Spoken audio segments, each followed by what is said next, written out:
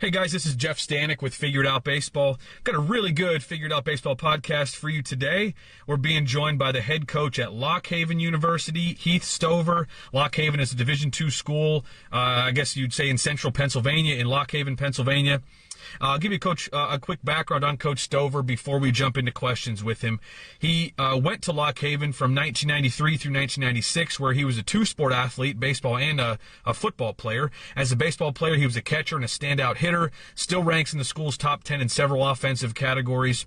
He graduated from Lock Haven in 1997. He spent that 1997 season as a student assistant at Lock Haven, and he has been an assistant coach at Lock Haven since, or was an assistant coach at Lock Haven since before he was hired as the head coach.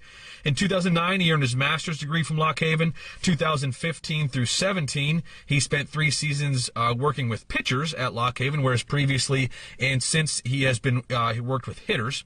The 2017 team set the school record for wins. They produced a top 10 round draft pick that year, a 10th rounder that year to the Braves. He coached 3 pitchers in that period of time where he was with the pitchers, coached 3 pitchers that went on to play pro ball. He was hired for the 2018 season as the head coach. That season, the team led the conference with a .332 batting average. His dad was the head coach at Lock Haven for 25 years. This guy's got Lock Haven running through his blood. Coach Stover, I really appreciate being on the podcast with us today. No, Jeff, thanks for having me. It's definitely a privilege to be able to talk to you a little bit of baseball. And, yeah, you summed it up there. Yeah, pretty much Lock Haven. I've been very fortunate to be able to stay at Lock Haven through my playing career and coaching career. Not too many people get an opportunity to do that, but I did. Sometimes it's just a kind of destiny, and everything worked out where I had that opportunity to be here at Lock Haven and now as the head guy. I think that's a really unique thing for someone to stay at a school as long as you have, especially to be an assistant coach for 21 seasons as an assistant coach. 21. At any point, did you seriously consider leaving at any point? Maybe at a time when you were ready to get a head coaching job and maybe the job wasn't open, or maybe maybe there's once or twice when you were interested in the head job there, but they gave it to somebody else. At some point, did you consider going anywhere else, or because of any particular reason, family or anything else, was this the place that you wanted to stay, no matter what? No, there were a couple opportunities along the way, but just being in this tight-knit community, it's a smaller school, so about 3,000 students.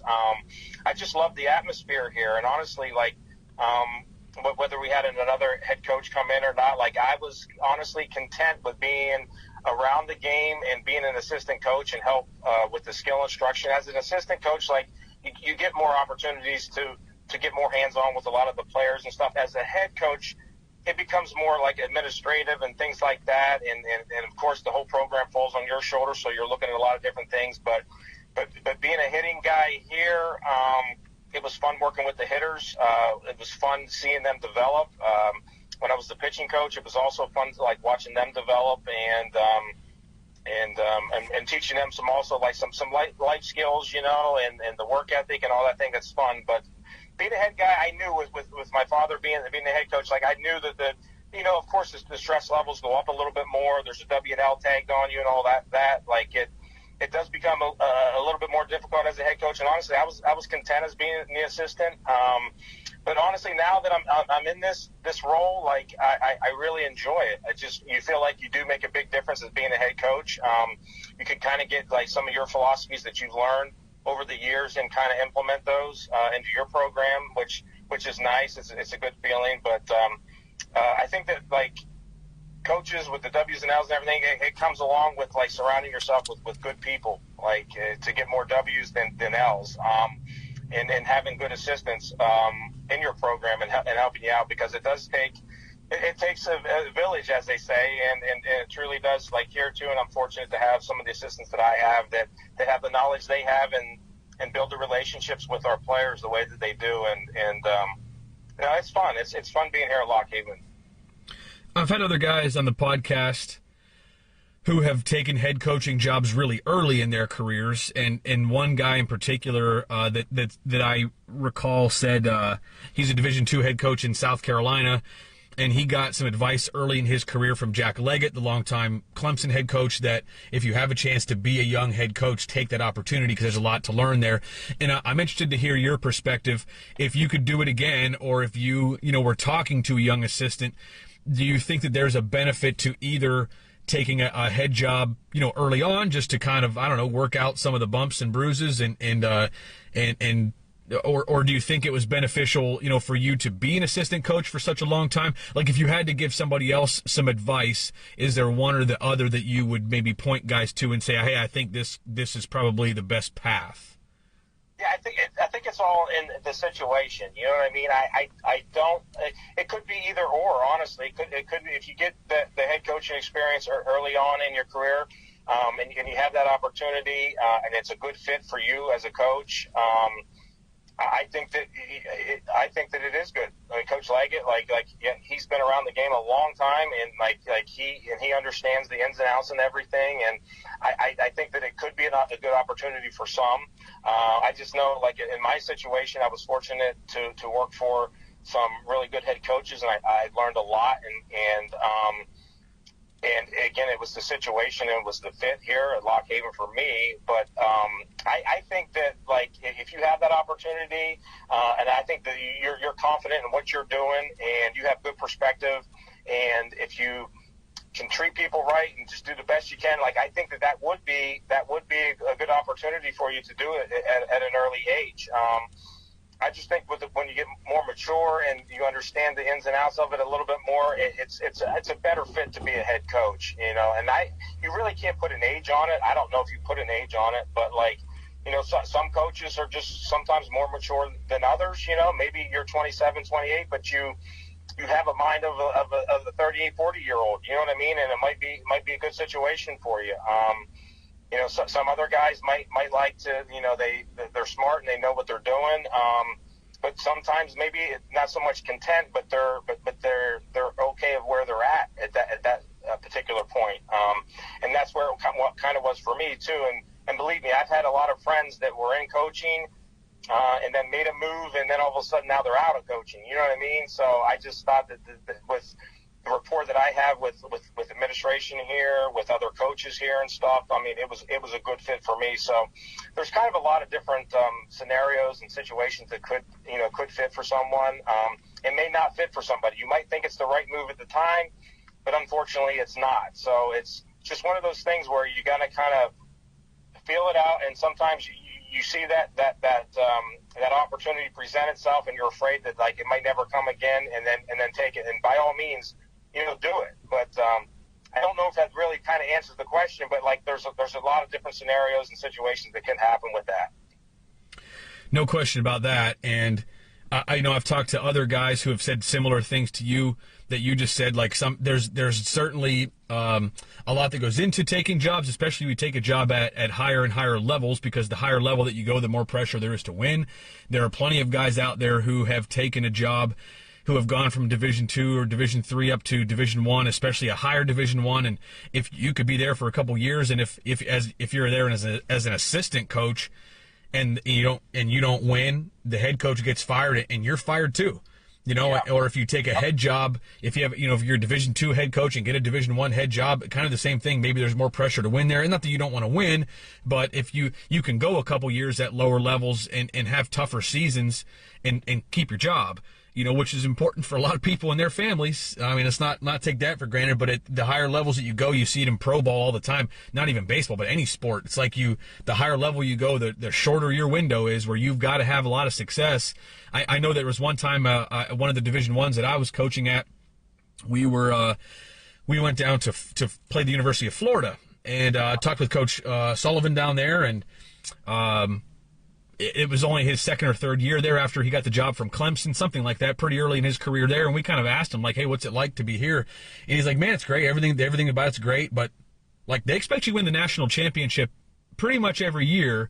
And if I don't get close or win one, like, after a period of time, it doesn't matter if we win 40 games or, like, win the conference or whatever. Like, if we don't get to the College World Series and make some noise there, like, they're not going to be happy. And that's the expectation at that level, and that's not easy. It's not easy, and that's kind of where I was talking about kind of the fit to get more like specific, like what's the commitment from the university? You know what I mean? Where's it at there? I mean, you definitely have to do your research. I think if you're a young coach and you're going to take a position, like what's the commitment to the baseball program? Like what do they have returning roster-wise and roster management and all those things? What are you looking at scholarship-wise and all those things? So there's a lot of stuff that entails into whether I think that you should take a job, especially early in a career too. I mean, learn as much as you possibly can, I think, as a young coach, because there's a lot of situations that are going to come up. Like there's situations that you didn't even think of are going to come up. And every school has its unique situation where it could be one thing, you know, and then someplace else it's something completely different, you know. So that's the thing. I think experience definitely goes a long way in the coaching ranks. I can remember another time, just a friend of mine was offered a job he was at a Division I, but got offered an assistant job at a better Division I, better conference, better, bigger school, more well-known school. But that coaching staff wasn't having a whole lot of success. And I said, man, he asked me what I thought. And I said, man, if I were you, I'm not taking that job because I think that they're one bad season away from getting fired. And then what are you going to do? And he didn't take it. And sure enough, honest to God, that staff got fired the next year because they won like 19 games or whatever.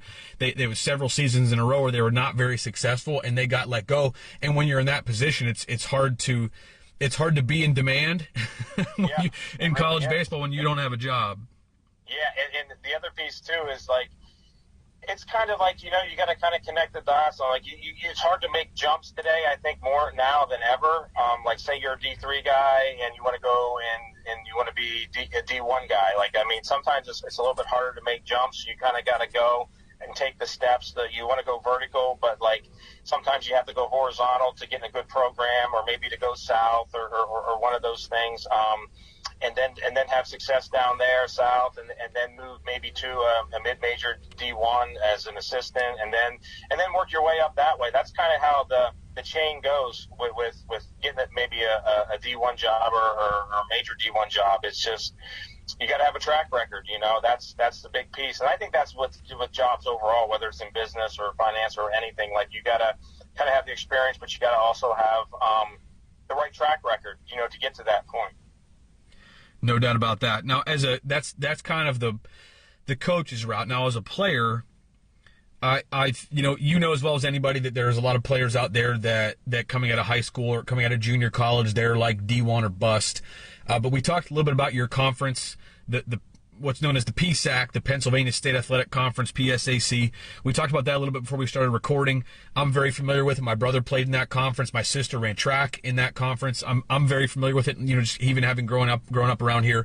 For people that maybe aren't familiar, you know, the Pennsylvania Division II Conference is one of the best Division II conferences in the country. Could you tell people a little bit just how good the baseball is there? I don't know if there's any way to necessarily quantify that or say it in a podcast, but could you just give people an idea of how good this conference is for any other reason to show people that a really good Division II conference is still really, really good baseball? Sure. I think the biggest thing is like when you put a number on something, people can start kind of understanding it a little bit, and the easiest way to put a number on it would be probably arms, pitching, you know, velos and stuff like that. You'll see on a weekend between 88 and 94, honestly. Like that's what you're facing, and that's what you're going up against every weekend. I don't want to sound too biased because I coach in this conference, but honestly, I do believe that it's probably one of the tougher Division II conferences in the nation. I just think from top to bottom, there's so much parity. And it's kind of like one of the super conferences, you know. There's 19 teams in it, and like you got an East and a West. You got division play.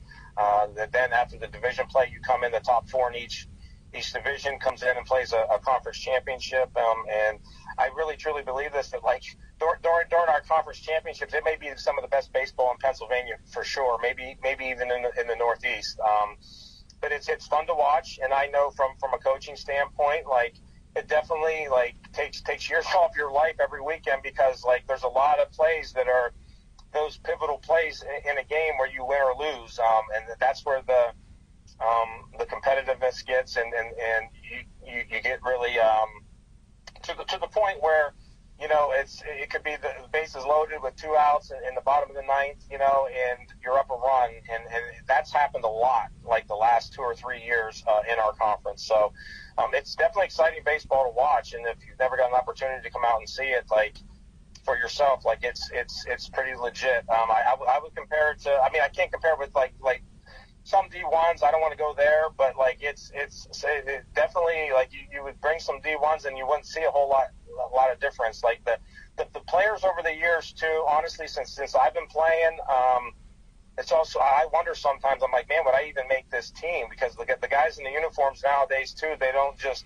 their bats don't just play, but like they look good in a uniform too, and that's where we're at as a conference, and it's fun to coach in. It really truly is, because every weekend, like, you don't know, like, you could have your number one, they got their number one, and you're looking at a 3-2 ball game, and then the number fours, you know, like they pitch, you know, the Saturday games, the second Saturday game, and they're in the 90s, you know, and it's definitely fun to watch. And if you haven't seen it, like, it's I get a lot of guys that come out and they're like, oh, this guy's a D1 guy, or that guy's a D2 guy, and I asked him, I said, well, oh, okay, like, have you seen like some of the PSAC games and stuff? You've seen a lot, and some of them will be like, well, not really, and I'm like, oh, okay, you know, like, I said, you need to come out and you need to check it out, like, just to see what level that is, you know. So again, I am fortunate to be able to coach in this league, and again, it's exciting. To put a number on it, though, that's the number I will put on it. I would say between 88 and 94, you'll see arms there, and we've been fortunate the last couple of years. We've had a decent amount of guys drafted out of our conference, which it also makes it exciting. There's some that are in the bigs right now too, and you're sitting there watching them on TV, and you're like, hey, I remember that guy. I remember us facing him. You know, we scored a couple runs off of him. You know what I mean? So it's definitely exciting from that end. Yeah, and as an associate scout in this area, there are always guys in your conference to go see. You know, seeing the conference tournament is always a lot of fun, and it's really cool to me that there are some guys from this conference that are playing in the big leagues, and they're not just guys that, like, you know, kind of have a cup of coffee. There are guys that are having success, you know, in the big leagues that played in this conference. Now, you mentioned the draft picks, and obviously there are some really good arms there. We'll speak about your roster in particular, Coach. What sort of geographic location? I mean, how far out do you guys go to recruit? Just again, kind of trying to give some more information about what this level of baseball is like. Where you're getting most of your guys, how you do a lot of your recruiting. Are you going to high school games? Are you going to summer games? Are you? I know right now it's different because of COVID, but just typically, you know, how far out of the area are you going to recruit guys? I would say typically it's the Northeast or Mid-Atlantic, which would be Pennsylvania, of course. New Jersey, we have players on our roster from New Jersey, New York, Maryland. We've recruited a lot of guys. We don't have anybody on our roster from Delaware right now, but we've recruited guys out of Delaware. But so geographically, I think the majority of our guys come from outside a 100-mile radius. We are fortunate. We do have a couple local guys, too, that are really good ball players. Some of them were bounce-back guys. They were D1. They came back home. So, yeah, we're definitely got guys that are local, but the majority of our kids do come, like, from outside, like, the 100-mile radius. We get kids from the Harrisburg area, District 3, which runs from, like, York over to Reading. A lot of kids there. A lot of kids in the greater Philadelphia area. We have a player that played in the Catholic League in Philly. And we got kids from upstate New York, Delaware Valley, Scranton. Like, we get a lot of kids there. So, but as far as, like, what I'm looking at, like, of course, this year was kind of a bust with no high school season. I do get out to the district games. It's hard for us, like, early in the season to see some of those games, the high school games, because of we're playing too or practicing or something. But I try to get out to some local games even if we're practicing. And I know there's a good arm that's on the bump, you know. I'll go check them out. But it's usually like mid-May to later May. I hit a lot of the District 4, District 6, District 3, of course, in the Allentown area and Scranton. Like, we're out there all over the place. we get to more like June, it's more the travel scene, of course. And me and my assistants, like we're pretty much everywhere.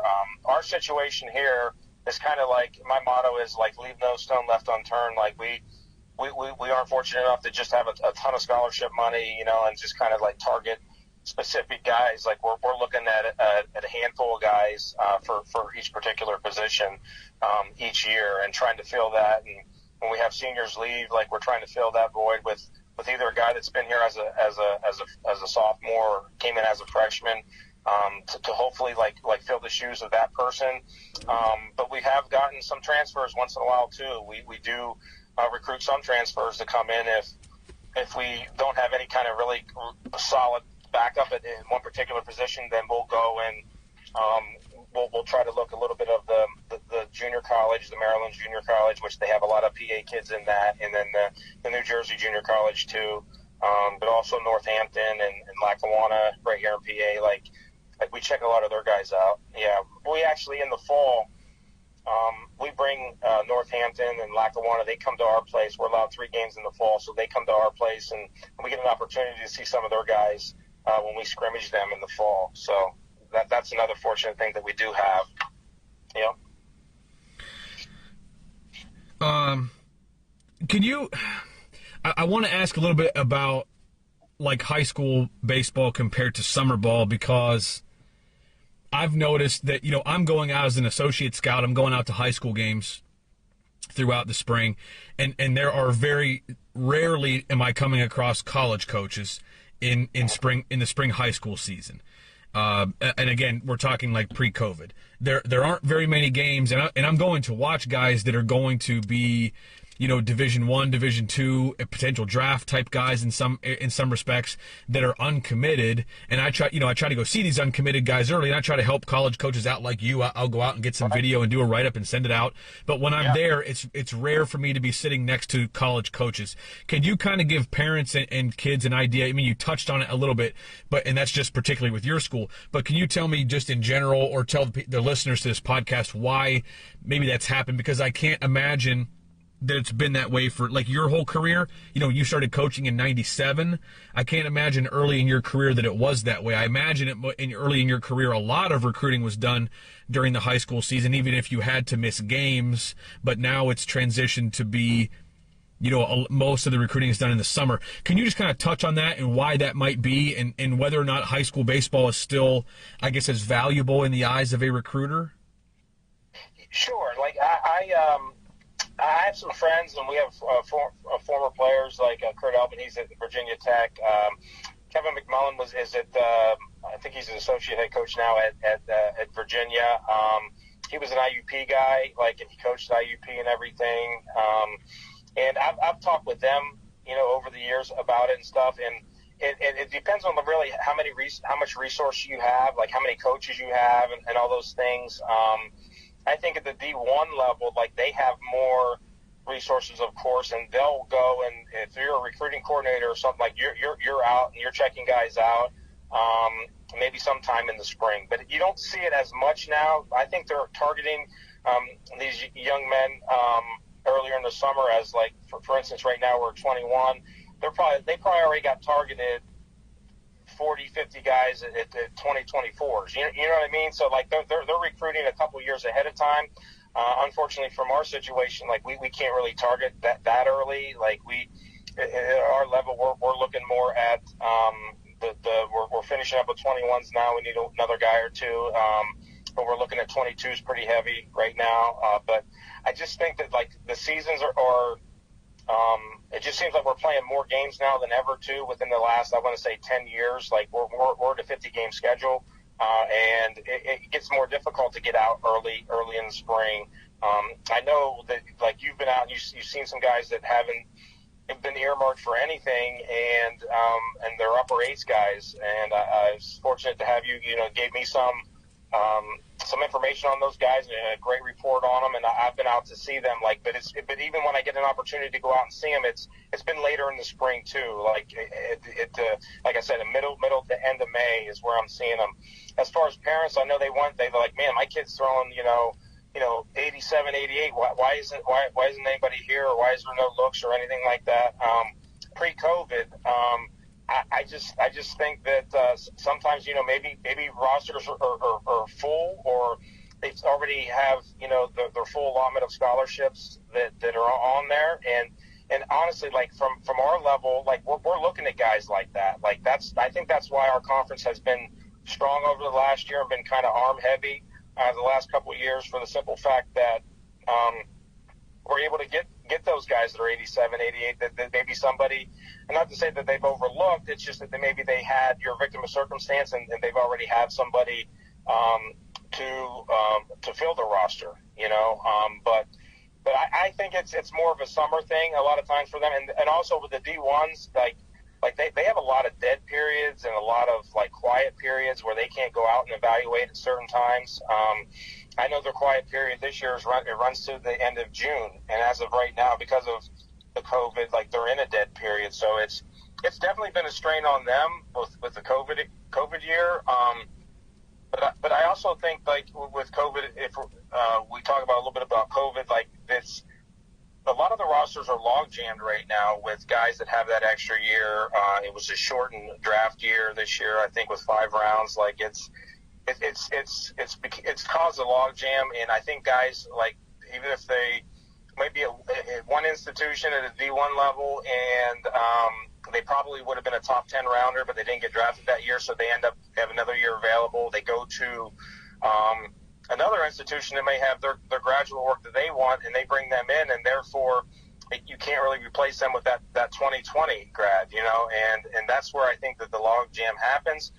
Although I've seen it a little bit with guys that maybe aren't in our situation, that guys aren't that have that extra year available, but honestly they're going to graduate and they kind of just want to get like onto the professional career or whatever they want to do, and some of them are foregoing that 5th year too. So it's opening it up definitely some 21s for us and possible 2022s where otherwise we wouldn't be recruiting, maybe some of those targeted position guys or targeted pitchers that we normally would be recruiting. So that's kind of like where we're at in our situation. But yeah, the reason why you don't see them out early is because I think weather plays a part too, especially in the Northeast. There could be a rain out or something like that. They can't chance it. They got a big series this weekend against somebody. But overall, in the years past, I've seen Kevin McMullen and stuff on the road. This again was like probably 8 years ago or whatever. We're playing a midweek game with IUP, and there's Kevin, and they have a game with they have a game with somebody that day, a midweek game with somebody. I'm like, man, what are you doing here? And he's like, oh, I had a couple kids in the area that I'm checking out, But again, that was 8 to 10 years ago. But nowadays, like, I mean, I just think that you got the internet and you got video and you got so many things that you get an opportunity to see. Whether you need to go see a kid right away early in the year is probably a little bit less existence as it used to be probably, again, 8 to 10 years ago. Coach, one last question, and I know you got to wrap it up here pretty soon. When you do go out and recruit guys and then get them on campus, once they're on campus, what do you feel is maybe the most undercoached or underdeveloped part of the game once guys set foot on campus? Like, this is, almost every year this is an area where guys just like we're almost starting from scratch, or it seems like the high school coaches and the indoor facilities aren't really paying much attention to this. If you had to kind of put your finger on that, what do you think are some of the most undercoached, maybe undervalued part of the game at lower levels that you end up having to sort of play catch up on once they get to you? That's a great question. I think that well, we know like some facilities, some things like that. I think if that's is that kind of the question that you're asking, I think sometimes maybe facilities can play a key role in, you're saying, the determining factor of a kid possibly coming to our school or not? No, just when he gets to you guys, like what's one part of their game for most players that's not very developed, that like maybe was kind of ignored or overlooked by high school coaches or whatever, where you end up having to base running or something like that? Situational play. You hit it right there on the head. Like, situational play is is a big one. Like when we do our cuts and relays, and we're like, you kind of like you have that expectation, you know, you recruited them or you're giving them scholarship and stuff, and sometimes situational play. For instance, let's just take a first baseman, you know, and there's going to be, you know, the runners at first, and there's a gap shot, and, you know, going first to home, you know, there's possibly a play at home where they're supposed to set up, you know what I mean? And they don't know that, but that's okay. Like we work on those things a lot in the fall, and unfortunately we didn't have we only had 4 weeks in the fall this year. Normally we have usually 10 weeks in the fall, but that's it right there, the situational play. Everybody is focused on nowadays are like launch angle with the bat and, you know, exit velocities and all those things and all the measurables and the analytics and all those things.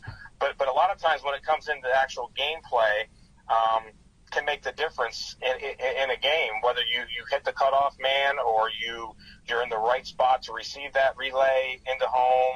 So I think that is the biggest thing. That, and we go first and third situations. We do use like wristbands, so we have I give a number, and we haven't screwed that up, but we've been fortunate the last couple of days. We've had warm weather. We've been out on the turf where we're going over some of those situational plays, and it hasn't been a complete struggle, but it is definitely a little bit of a challenge to make sure the guys are going to do it right. Because if you know you can win and lose a game on and executing a play, and that's, I think, is the biggest part of it is more the situational play than anything. And I think a lot of these travel organizations, listen, they do a great job at developing these guys. But a lot of times when you get to these showcases and things, they're playing in a lot of different positions to try to get looks from a certain coach. And they might not, you know, see that situation enough times to really get that muscle memory or getting a better baseball IQ of where to be in the right spot at the right time. So I think that's the biggest key right there is the situational part of it. I think as far as the hitting and the fielding and the throwing, all that stuff is great. And they've really developed that, and we've come a long ways, especially in the Northeast from that end. But I think it's just more or less the situational play of the young men when they do come in and they do step on campus in the fall. That's probably the biggest piece. Yeah.